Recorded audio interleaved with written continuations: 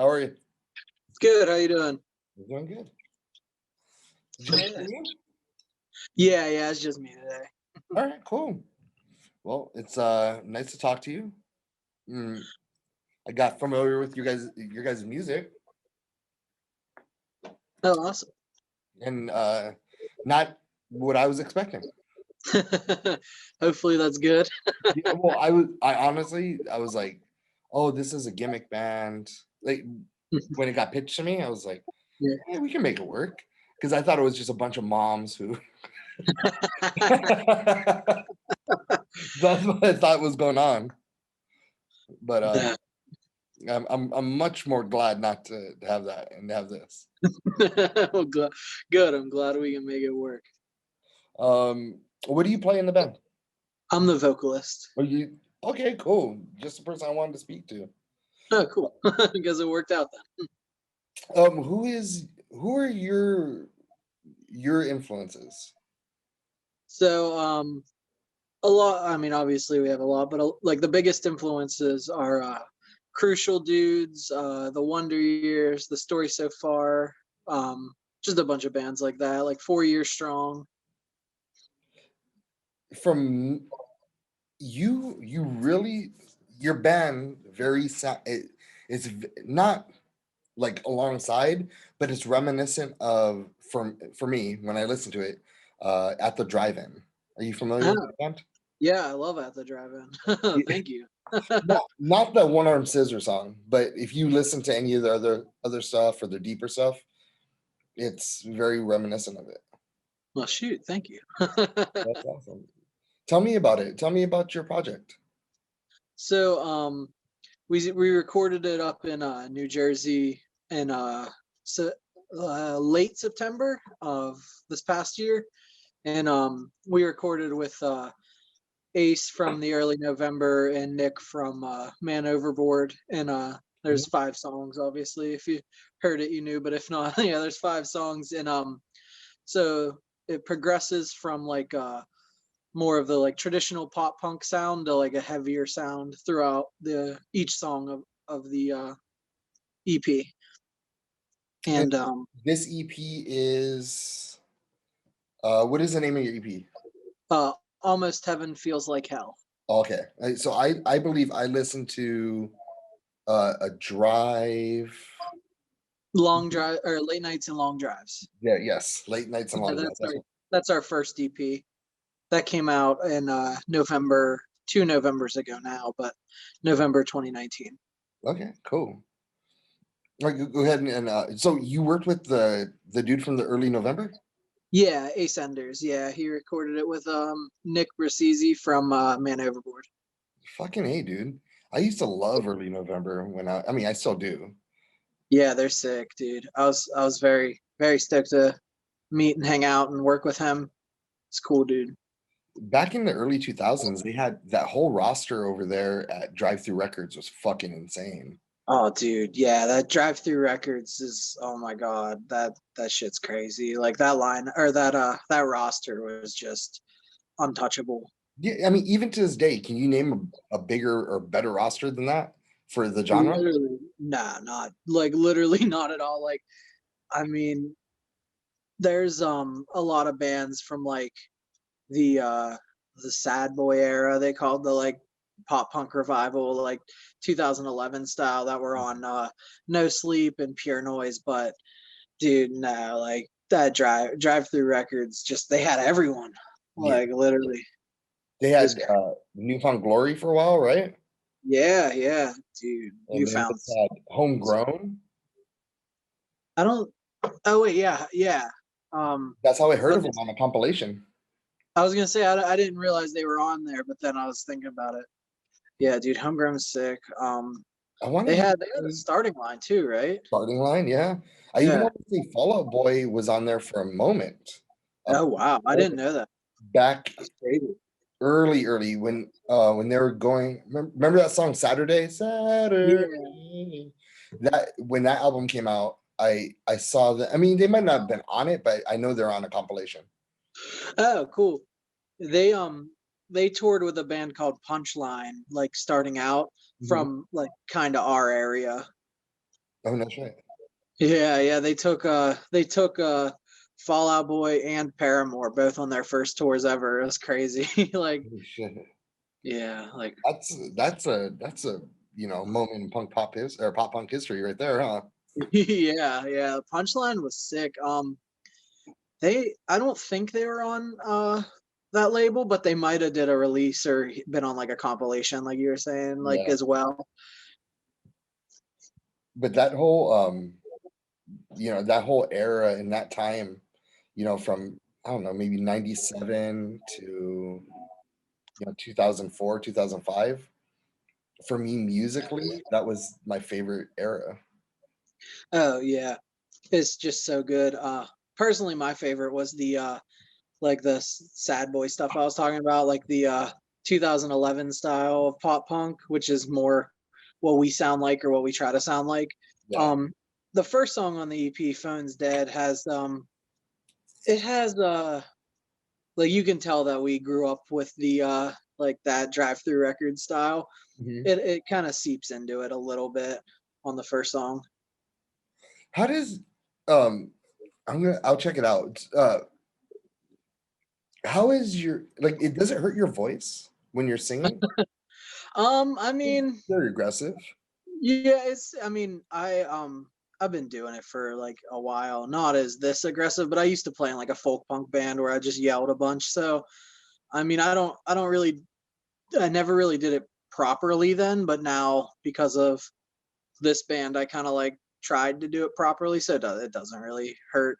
It only really hurts when I'm doing it like at a show and people are yelling it back, and then I just don't do it properly, and I'm like screaming in everyone's faces and stuff. Walk me through this album. You had said originally you start off mellow and you ramp up. Yeah. So talk to me about the writing of the album. Also talk to me about maybe some concepts behind some songs. I'm very interested. Okay, so you said you heard long drives and late nights and long drives, right? Yes. Okay, so long drives and late nights and the CP, they go together chronologically, starting with the first song, "Living Off Change," and to the last song, which is 231 on this EP. So basically, it's all Oh, just I like did hear that song. chronological. 231. Okay, cool, I cool. heard Yeah, that. that. I was on your guys' YouTube. Okay, Sorry. I was on your YouTube, and that's how I was looking it up. okay, cool. Yeah, Uh, so Sophomore Slump. Is that on? sophomore slump. Yeah, that's out, and 231 are the two singles that we put out for this so far. And Sophomore Slump is the second song on the EP. And that's like, just like, it's still pop punk, but it's more like aggressive pop punk compared to the first song. And then it just keeps on getting more aggressive and then ends on 231. But yeah, so they're just like chronologically like how my life has been going, and it picks up exactly where the last song on the last EP goes. So it's basically just like about like about how my life is and trying to figuring it out. And like I said, Phone's Dead starts off the EP, and that's kind of about like just like partying and not really sleeping in my house, sleeping in my car, and sleeping basically just wherever I can. And then Sophomore Slump's kind of like the last band, like I was saying, we were in, broke up, and just kind of feeling like I didn't really want to do music anymore. And then coming back with this band and trying to kind of like finding that love again, and just basically trying to not make this EP our sophomore slump since Yeah. it's our second one. And then the third track on the song or on the EP is Two Birds Stoned at Once, which is it starts off like pop punk and then it gets like heavy. Like there's literally like a um like a down tempo like breakdown at the end. And then that song's just about like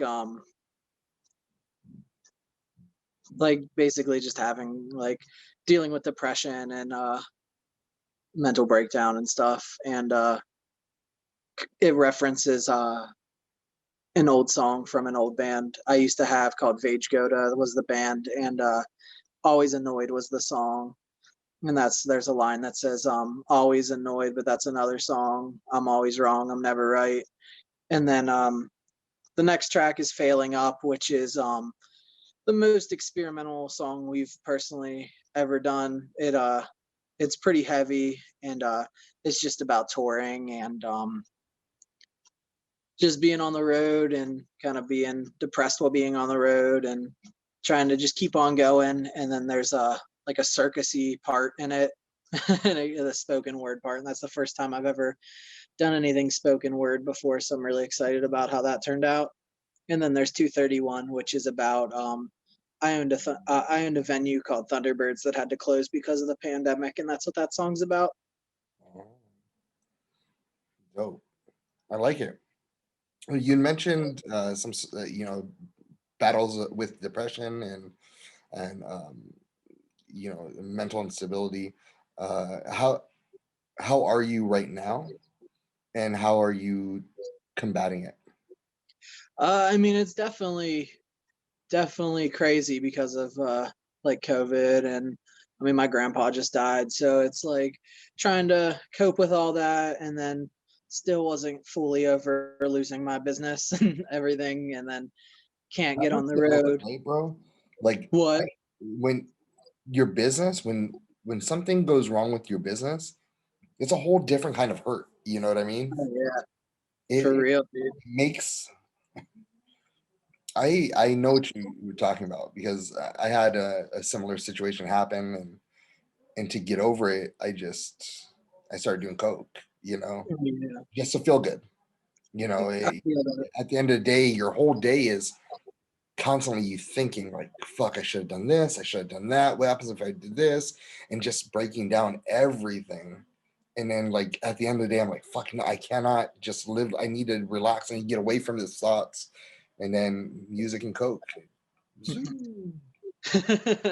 That's basically like what how like 231, like as soon as it like I lost the business, I'm really one of those, that's always like fight or flight. I'm very much of a flight person. So my sister lives down in Myrtle Beach. So I just went down there for like a week and kind of got my head straight. And but yeah, that's it's definitely crazy. And then like I was saying, we touring and playing shows is like the only thing I like. So it kind of sucks that we can't do that. And then like my grandpa died of COVID, so I'm just trying to deal with that. And now it's just trying to wait till we get the vaccine, and hopefully where we'll be able to be social again Yeah, and not have to do Zoom calls instead of we can meet up at a show or something. yeah, for sure, bro.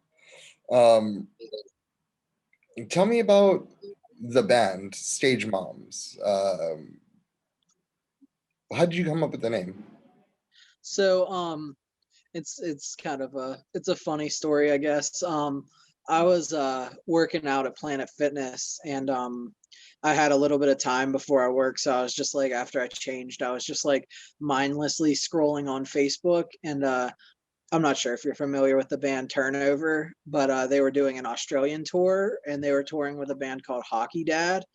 And I thought it was like the funniest name ever. And I was like texting like the band chat because we didn't have a name yet. And I was like, "What's next? Dance Moms?" And then everyone was like, "That's funny." And I was like, "Wait, what about Stage Moms?" And everyone was just like, "Yo, that's actually hilarious. We should do that."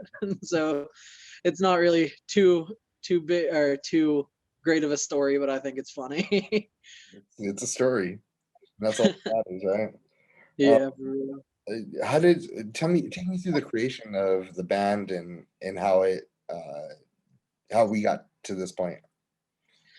Okay, so basically I I met I was hanging out with my friend, and we went on this like we went down to this like park area in Wheeling, West Virginia. And we were just walking down, and I ran into a really old friend, and he was saying that he was in a coma for like a year, and was just saying that like he just got out of it, and he heard about Thunderbirds, which is the venue I owned, and he was like, "Dude, I've been wanting to get back into drumming," and because he'd always drum in bands that I'd play, like our old band would play shows with and stuff. And so like we just kind of reconnected, and he was like just talking about how he wished he had a band that would like actually take stuff seriously and stuff. And I was like, well, let's meet up and jam sometime. And we got another guy, my other friend Brian. He was kind of in the same boat, and but he had a bunch of like work stuff, so he was like, well, I'm not really trying to get into like a serious band, and just because my last band broke up, I wasn't trying to get into a serious band. I was like, well, let's just jam, maybe we'll play like one show at Thunderbirds, and like just have fun. Like we don't really get to hang out ever. And then it kind of like got really serious after we met up with Drew, which is he was our guitarist and now he's our drummer, because it didn't really work out with either of the two people I originally wanted to like started jamming with. Mhm. But Drew was at the first like jam session with us, and we just started taking it more seriously, and recorded an EP, the Long Drives and Late Nights, at my friend James Becca's house. We just recorded it in his house. He recorded everything, and just kind of hit the road. Just toured, played some shows, and then the pandemic happened. And right before the pandemic, we lost the original drummer that I was saying, the one that basically I met up with at that park, and he ended up quitting. So we Drew moved to drums, and now we're just a four piece, and just been writing and got this EP done, and then we went up and recorded it up in New Jersey, and kind of here we are now. My man, it's amazing, man. I love hearing stories, of how everyone created. And, it's beautiful, Yeah. Yeah, it was definitely a surprise. Like I wasn't trying to make anything, and then like once I saw it started getting seriously, I hit up Grayson, which is our guitarist, and he was in the other band with me. And I was like, "Yo, dude, like you got to join this band. Like it's actually pretty sick." And he lived a few hours away from us, and he was just like, "I can't afford to drive there." And then I was just like, kept on being like, "Yo, dude, like I know it's far, but I don't really want to make music without you. Like we did a lot of cool stuff in our last band. Like we should definitely do this." And then he came to a practice, and we clicked. Like he clicked with the other guys really well, and then he actually moved up here in like right before or right after the pandemic like started. He was like planning to move up like right before, and then because of everything, like everything gets pushed back because of this, especially in the beginning stages of this. Mhm. Damn. Um, so you guys are out of New Jersey? No, we're out of Moundsville, West Virginia. Oh shit, West Virginia. Yeah. Oh shit. All right, that's cool. How's the scene out there? um it's definitely hit or miss.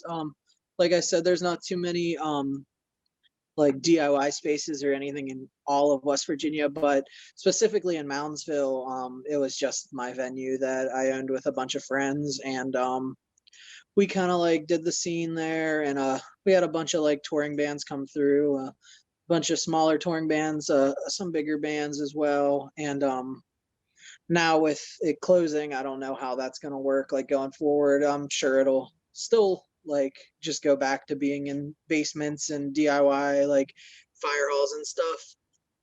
And I'm sure like the other dudes in this in Thunderbirds will still throw shows and stuff, but personally I'm not throwing shows anymore after this. It's a pain in the fucking ass, huh? Yeah. Yeah, it was definitely sucked. Because sometimes you get these bands who like, are you free the 21st? Okay, they first they touch base with me. Hey, can I get a gig? I'm like, yeah. How about the 21st? All right, let's do it on the 21st. All right, and then the 21st comes. Like, hey, are you gonna show up to the gig? Oh, I didn't know that was fun.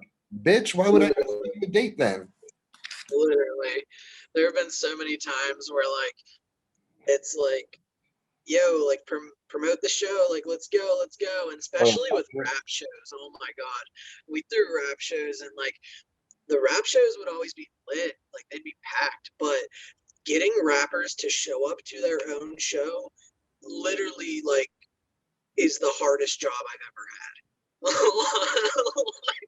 Like I do not understand how many times there was once a rapper who showed up to the show. Like I saw him in the parking lot and he just never came in and was like, hey man, like I forgot to tell you I couldn't make it. I was like, I saw you in the parking lot.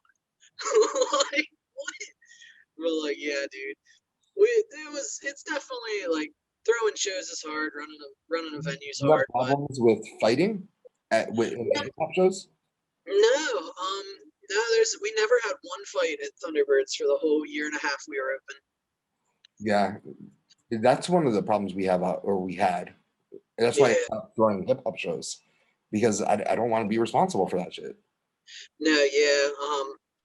I was definitely I was never really like nervous, but a lot of people are like around the community were, but I never I like went to hip hop shows in the like Wheeling, which is the next city over, which is like a bigger like it's still a small town or a small city, but it's like a bigger city and like the biggest city in like the area we are.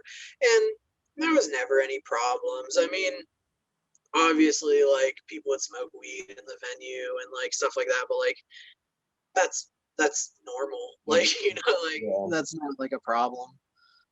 yeah. I would always, I mean, it's a lot of, it's more of image versus art, Yeah.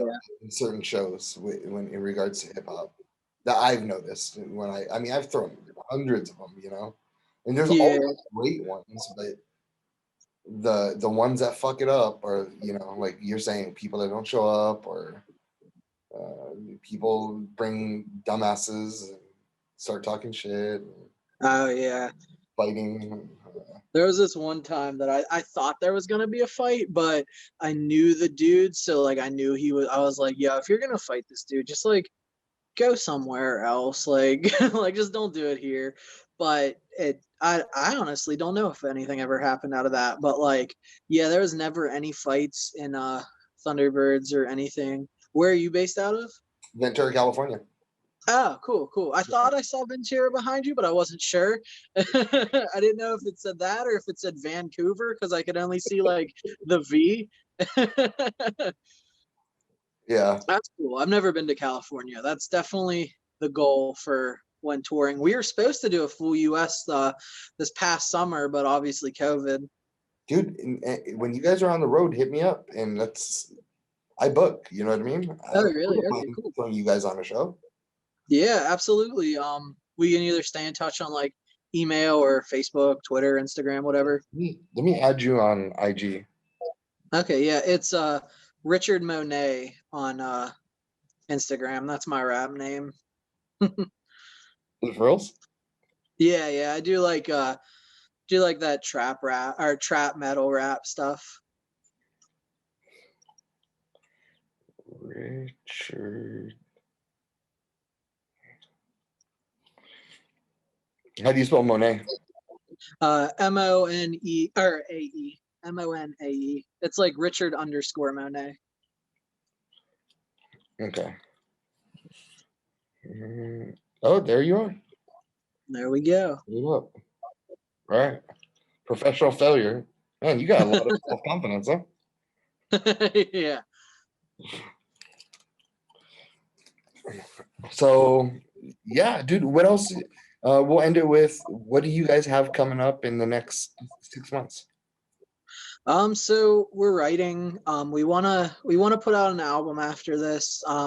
We've been thinking about maybe like dropping two like loose singles or like maybe doing a split with someone just to kind of like hold people over until we get a full album because like we don't even have a single song written after this album. Like we got lyrics and we got like guitar parts, but like we haven't like practiced or anything. Like I haven't even seen my band since November. But Yeah, we're just like continuing writing. Hopefully, like I don't see it happening, but hopefully, like end of summer, early fall, like shows open back up. But I just don't see that happening. We've been talking about doing like a live stream or something, but our bass player lives in Florida, so it's really hard to do that. Um, yeah, that I have friends in Live Nation. They're putting together a an app. If you took the vaccine, you're able to get into shows. If Oh, interesting. you can't go to shows. Yeah, that's crazy. I had a feeling that like Live Nation might be the only one who does shows this summer just because they're able to book at venues that are like you're able to do like socially distanced shows. Like they book it like Pavilion or like I'm trying to think like where Warped Tour would play, but like bands would just play there by themselves. Like you know what I mean? Like the huge places where you can actually do that. Like you can't really social distance in a DIY basement, unfortunately. And you think to yourself, like, But do we want that? You know, like, do we want it? yeah, I know. Like, is that really concert? Can you feel it? Like, Nah, I don't think I so. don't, I don't know. Yeah. It's a foreign experience. You know. No, I definitely feel you. I personally don't have any interest of doing like socially distanced shows or even really live streams. I mean, I'll do it if everyone else in the band wants to, but like I couldn't care less about doing that stuff just because like the best part about shows is like literally like being in people's faces and like getting in the pit yourself like during like doing the vocals like just hopping off the stage and just running into the crowd and stuff and like if I can't do that safely, I don't want to do it at all. Yeah. Like if we can't do it safe, I just don't want to do it. Did you end up? Have you caught COVID? No, when I was saying my grandpa, he died of COVID about 2 months ago now. Yeah. But yeah, I never caught it. I thought I had it. Like a few months ago, I was exposed to someone, and my test turned out negative. But like, knock on wood, I haven't got it yet. Yeah. It's fucking nuts, man. I I, I just got over it in January. Oh, really? Yeah. Damn, dude. That shit's. Did you have like? Would you have to be in the hospital or anything? Or? No, I mean it was nerve wracking because, like you, I've had three different family members pass away from it since from October till mid January. Yeah. So it's scary, but you know, hopefully we can just we can overcome this, as a society and maybe reach herd immunity. I'm, I'm Yeah. I'm not all in for the vaccines yet. It's I mean, it's definitely sketch, but at this point, I'm kind of like, hopefully, like I'm kind of just, I'm like the world's most pessimistic person, but for some reason, I'm like being optimistic about the vaccine, and uh, I can't figure out why, but I'm just like, hope you have hope, man, and yeah, there's sorrow in your heart. We all have yeah, that, yeah, for sure. and like I'm just gonna my plan is I'm gonna wait it out. You know, if Yeah. that's the only way I can get back to shows, then I'm probably gonna wait till 2023, and Gee. then just and see what happens with all the people with the vaccine, and then I'll make a decision from there. Yeah, I mean that's definitely like not an irresponsible like that's definitely a responsible response if you're not wanting to get the vaccine, but there's like the thing that scares me is the like people who don't want the vaccine but are just going to go out and do like when bars are already reopened here. I think California is a little stricter, aren't they? Or We're no, they're not. I think there's only 3 states in the entire United States that isn't open. Like we can't eat inside. You can't do anything inside. Huh. No Yeah. movies. I mean, you can go to malls, you can go to certain stores, but certain stores only allow like 8 people at a time. So Oh there's wow. a huge fucking line outside. Dude, our area never did that. Like even when like it was like just starting out, literally like no one had to wear a mask. Like people still are just now starting to wear masks like a few What months the ago. fuck? Like Yeah, dude. we only mask. Like the only way you can go outside is mask. This whole like we it and people, this is how conspiracy theorists get their shit, right? So we shut down December 5th. And I don't know the specific numbers, so I'm just gonna give you sub numbers, Yeah. off the best of my mind, so don't quote. There was like 500 cases and 85% of and I want to say 55% of the hospitals were utilized beds. Hmm. So we opened up when there's 10,000 cases. We lifted the ban when there's 10,000 cases and 85%, 86, no, 91% of the hospital beds were filled. Yeah, And it's like you close it it doesn't make real low sense. and then open it super high. So, people are going to think that some bullshit's happening. Hmm. It's so weird, dude.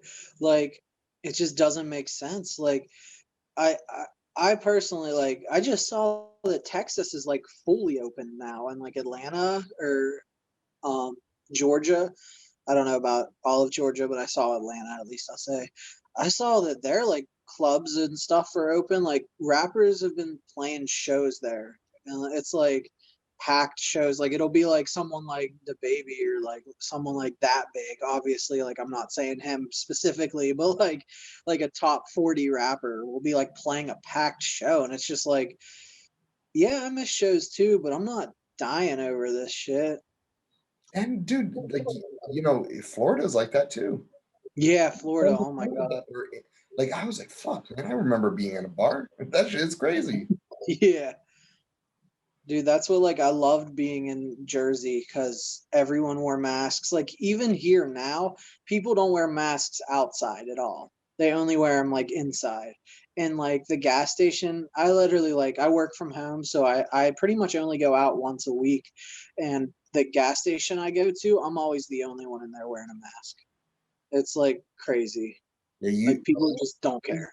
straight up fights here because of it, the mask. Like, if Crazy. you can't go into no store without a mask. That's just how it is. If you go to a store without a mask, you're getting kicked out. No, I don't. They don't give a fuck if you have medical problems or anything. You're getting kicked out. That's just how it is. Um, what else is out here that's fucking crazy? If you walk down the street, walking a dog, you people are. I mean, we're just super liberal out here. You know what I mean? Yeah. So people, they'll attack you. Like, where the fuck's your mask? Are you trying to kill me? Are you trying to kill my family? Like, they take it that far. I mean, I don't. I mean, I get along. I go along to get along. You know what I mean? I'm not gonna not wear a mask, and Mhm. I don't want no problems with nobody. Yeah, that's that's crazy. Like, I definitely get the anger and the frustration why people were like that, but it's like I just I don't know. I like I feel like if someone's not wearing a mask, that's because that's like I think they should, but I don't think they're gonna change their ways. Like unfortunately, like there's been times where I've tried to like, hey, like why aren't you wearing a mask? Like, because I just don't get it. And they'll just be like, oh, it's not real. And like, they're not gonna like, if it were to get violent, like me punching someone in the face isn't gonna change their mind. Like, it's made up. And that right there, I don't believe it's fake. I mean, I experienced it. Yeah, But at same. the same time, I don't think that me wearing a cloth mask is gonna stop if I have it in. It's not gonna stop it from getting out. Mm. Yeah, I don't know. I mean, I don't know, like I have no clue. I'm Because if definitely you, not a scientist or anything. I'm just trying to. I was, my wife was telling me that I should wear two masks. Like, she was, because Dr. Fauci said something about two masks. So I was Mhm. like, I don't want to wear two masks. I mean, it's hard enough to wear one. And she was like, well, it's going to stop it. And so then I got a blunt, right? And I put both masks. I took a hit off the blunt. I put both masks on, and I breathe, and then it all comes out. Like no matter what, it's coming out. Yeah. It's I gonna. think it's more or less like trying to protect people from like face to face, like if you like spit on like, but that's what like I was saying the other day, like it's definitely not 100%, but it's definitely gonna help. Like it's gotta help even like a little bit. Kathy, line one. And it is more of a. I know what you're talking about. It does help because Yeah, it's yeah. not like if I'm talking to you, like me and you face to face, and my Yeah. breath goes, it's gonna get into your, when we're talking. But if Mm. I have a mask on, it's gonna go out the sides. Yeah, for So it's not sure. gonna go directly at you. So I think that is definitely something to take. But this whole thing is new to a lot of people, so we really don't know. I mean, this is just me being fucking frustrated. You know what I mean? Talking. Who knows? I Yeah, don't. I'm a fucking magazine writer. I write bullshit in a magazine. I don't write bullshit about science. Right? yeah, that's how I feel about it exactly. It's like I feel like the way it's like, yeah, we could feel however we feel about it, but it's not like at the end of the day, it doesn't really matter how we feel. Like they're gonna keep on saying and doing whatever they think is right. And like I feel like most people are trying to do what's right. I mean, they obviously all have their agendas and stuff, but like I feel like no one, at least this far in the pandemic, I can't even say that. Never mind, because I was gonna say no one's like spreading false information on purpose, but there definitely is. So yeah, And it's mostly all the political bullshit that's going along with it. yeah, But that whole like going Q to, stuff is like terrifying. yeah, well, my best advice to you on that is try not to listen to too much of mainstream media because that's exactly what they're doing. They're trying to scare you. Yeah, yeah, I feel that. I saw a QAnon uh yard sign in my town, and I was like, what the fuck? Like that's how I found out about it. I never even heard of QAnon. I just thought it was like a thing of like a part of Anonymous, and I was like, I don't think Anonymous was still like a thing anymore. So I like looked into it and I was like, oh shit, never like this is crazy. Like I do not want to be like I don't even want to be like Googling this because it's just making me annoyed. Like Yeah. it's so weird. The Everyone feels like they're not heard right now. This Yeah. is the one time where it's funny that we're the closest we've ever been, but we're the Mhm. furthest we've ever been to each other. Oh yeah, absolutely. Especially with like we're super close because like we can do this, like we can Zoom and FaceTime and everything, but like I can't even remember the last time I saw my friends. Like I think probably like March 13th was the last time I saw my friends, and that'll be like a year. And this right here, like this is something that helps, a Zoom call because I'm able to talk to you but when you go online and you write something, it is so polarizing in either direction. You're either, oh, you're a dumbass. No, you're a dumbass. You're a clown. You're sheep. It's constant back and forth Mhm. because of, yeah, I mean, the time we're in. Yeah, for sure. Even to a point where we're canceling every fucking thing. You're canceling Mr. Potato Head, canceling. I didn't think that was real. I thought that was fake. I was like, wait, that's like real. And then I saw like like at first I saw a Facebook post on it, and I thought someone was literally like trolling. Like that's I just thought it was fake. And then it kept on like I wake up at like like I start working at like 11, so it was like fairly early in the day, and I was just checking Facebook and saw it. And then like progressively during the day I kept on like just getting back, and I'd be like CNN, Fox News, like every like MSNBC, and I was like, wait, that's wild. And I mean, are we fucking retarded or crazy? Because I mean, from what I'm saying, I thought Mr. Potato Head was the first transgendered fucking doll there was. I'm gonna put I just thought it was a take the hat potato. off and put it on the girl, and then put the bow on the dude, and Who knows, dude? my man. Well, I appreciate your time. Yeah, for Thank you sure. so This was much. It was an fun. awesome conversation I had with you. Yeah, for sure, dude. Well, hit me up on Instagram or something sometime. We'll talk. I will, man. Thank you so much for everything. Yeah, I'll see you, bud. We'll see you soon. Bye.